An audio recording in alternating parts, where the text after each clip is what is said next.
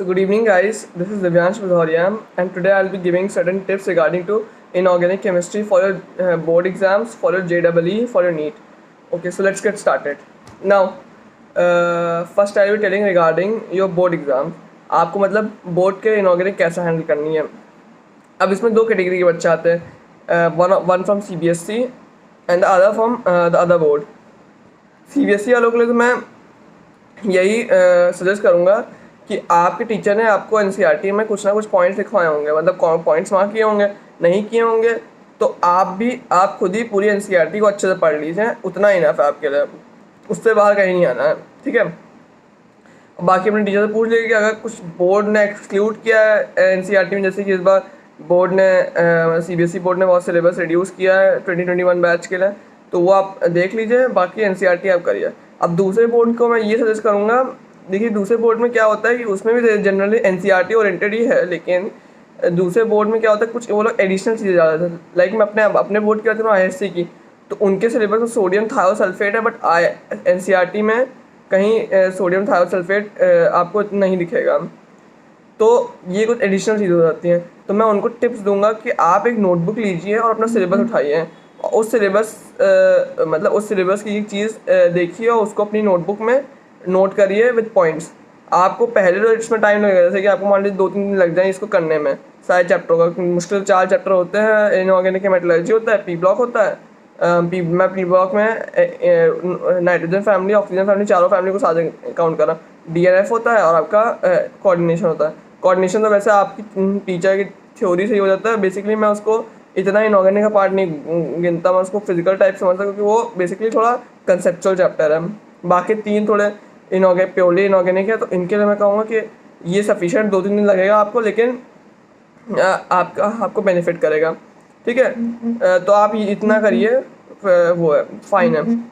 अब मैं आपसे JEE के बारे में बात करता हूँ. JEE मेन और नीट के लिए क्या करना है आपको. तो इसमें 2 कैटेगरी हो जाती है. एक होती है जो कोचिंग जाते हैं और दूसरी होती है जो कोचिंग नहीं जाते हैं. ठीक है. तो पहले मैं उनकी बात करता हूँ जो बेसिकली इसके लिए सेल्फ स्टडी कर रहे हैं.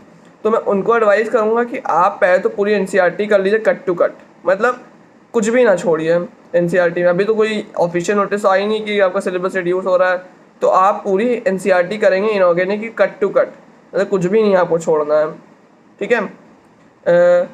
उसके बाद अगर तक आपको प्रैक्टिस करनी है तो आप JEE मेंस के प्रीवियस ईयर के PY के या नीट के प्रीवियस ईयर के PY को निकाल सकते हैं इनऑर्गेनिक केमिस्ट्री के अलग से. आप उनसे प्रैक्टिस कर सकते हैं. अगर आप JEE मेन और नीट को ही अगर नीट तो वैसे एक ही होता है, कोई उसकी दिक्कत नहीं. अगर आप खाली JEE मेन को फोकस कर रहे हैं, JEE एडवांस को फोकस नहीं कर रहे और सेल्फ स्टडी कर रहे हैं. ठीक है. और बेसिकली इनऑर्गेनिक ऐसा सब्जेक्ट होता है जिसको 10:1 का रेशियो देते हैं, मतलब थ्योरी इज टू प्रैक्टिस में 10:1 मिलता है. कि अगर आप 10 बार थ्योरी के नोट्स पढ़ रहे हो तो आप एक बार में प्रैक्टिस करेंगे उसको, मतलब एक बार आप प्रैक्टिस शीट लगाएंगे उसकी.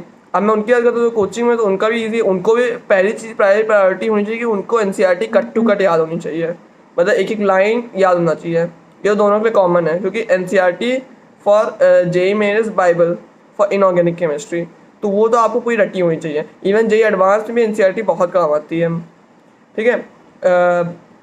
तो आप पहले तो ये करेंगे. उसके बाद अपनी कोचिंग की मॉड्यूल आप डालिए, मतलब इनऑर्गेनिक के लिए. और आप भी प्रीवियस का क्वेश्चन लगा लीजिए, आपके लिए बढ़िया रहेगा अगर आप JEE मेन की खाली तैयारी करें.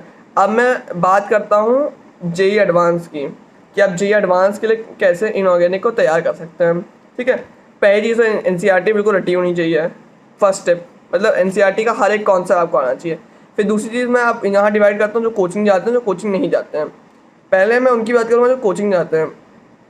तो जो कोचिंग जाते हैं बेसिकली उनकी जो शीट होती है वो मॉड्यूल, उसमें बेसिकली सिलेबस क्या कहते हैं लिखा होता है उसका, मतलब सिलेबस इन द सेंस कि उसमें कंटेंट दिया होता है पूरा कि हाँ इसमें ये रिएक्शंस है. अब कोचिंग मॉड्यूल में मैं मानता हूँ कि वो लोग एक्स्ट्रा चीज़ें डाल देते हैं, बिकॉज उनको सब पूरी वैरायटी कवर करनी है. तो आप इसमें क्या करते हैं, अपने टीचर के पास जाइए, उनसे पूछिए कि इसमें क्या क्या इंपॉर्टेंट है, वो मार्क कर लीजिए. टीचर आपको अलग से नोट करवा भी देता है.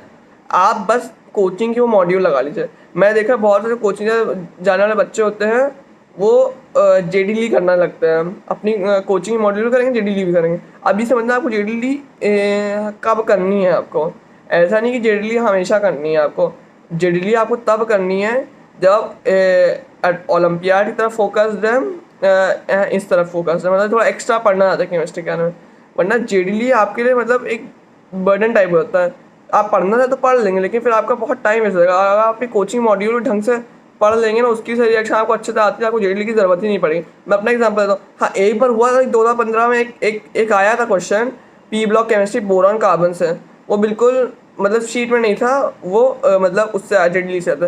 लेकिन ये भी समझिए कि कितने लोग क्वेश्चन कर पाए होंगे, हार्डली 10-20% लोग कर पाए होंगे। आपको एडवांस सारे क्वेश्चन बनाने की जरूरत नहीं है। अगर आप 50 आधा पेपर बना लेते तो तब भी आपने बहुत अच्छा कर लेते। इस बार तो 50% पे लोगों की 900 1000 रैंक भी आई है। तो मतलब अगर आप आधा पेपर बना रहे हो तब भी तो आपको मिल ही रहा है।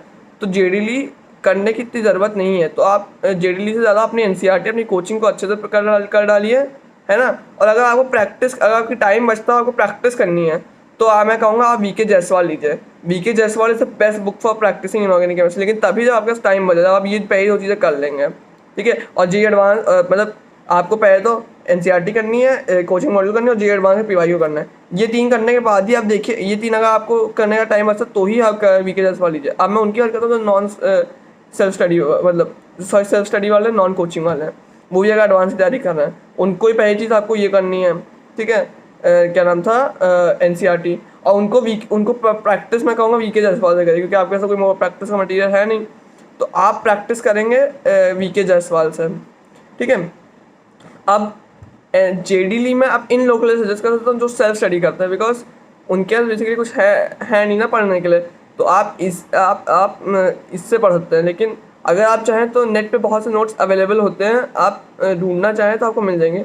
मैं भी अगर कोशिश करूँगा अपने इंस्टाग्राम पेज पर, वो फिडमेक्स मेरा एक इंस्टाग्राम पेज है, उसमें मैं एकेडमिक रिलेटेड चीज़ें डालता हूँ, मिल जाएंगे तो मैं आपके लिए डाल दूंगा नोट्स उसी में। बट अगर आप चाहें तो आप जेडीली पढ़ सकते हैं, बिकॉज आपके पास कोई सोर्स नहीं है पढ़ने का, तो आप पढ़ सकते हैं। लेकिन अगर आप कोई सोर्स ढूंढ लेते हैं तो ठीक है।